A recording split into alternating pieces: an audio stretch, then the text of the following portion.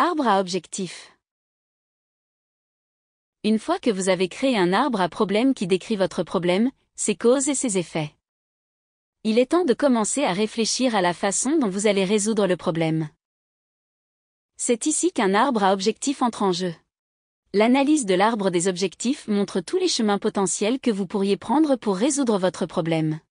Il existe, cependant, très peu d'organisations capables de traiter tous les problèmes, toutes les causes et tous les effets.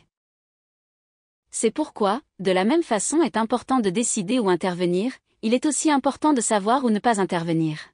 Prenez UNITA, une organisation d'aide aux entreprises.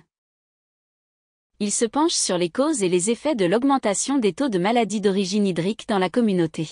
Pour commencer son arbre à objectif, le problème central de l'arbre à problème est transformé en objectif du projet. Ensuite, les problèmes de base, les causes et les effets sont transformés en domaines d'amélioration. En utilisant l'arbre à objectif, les membres de l'équipe se posent une quantité de questions clés. Celles-ci sont liées aux causes et aux effets que leurs projets auront à adresser et ceux qui ne seront pas. Sur la base de ces questions, ils découvrent qu'une autre organisation prévoit déjà de creuser des puits. Ce qui est juste aussi parce que UNITA n'a aucune expérience en ce domaine.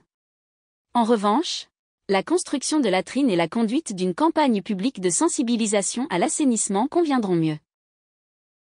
Des subventions sont disponibles pour les projets de latrines, et la compréhension de l'assainissement est une priorité communautaire évidente. Ayant traversé le processus de création d'un arbre à objectif, UNITA décide de ne pas excaver les puits.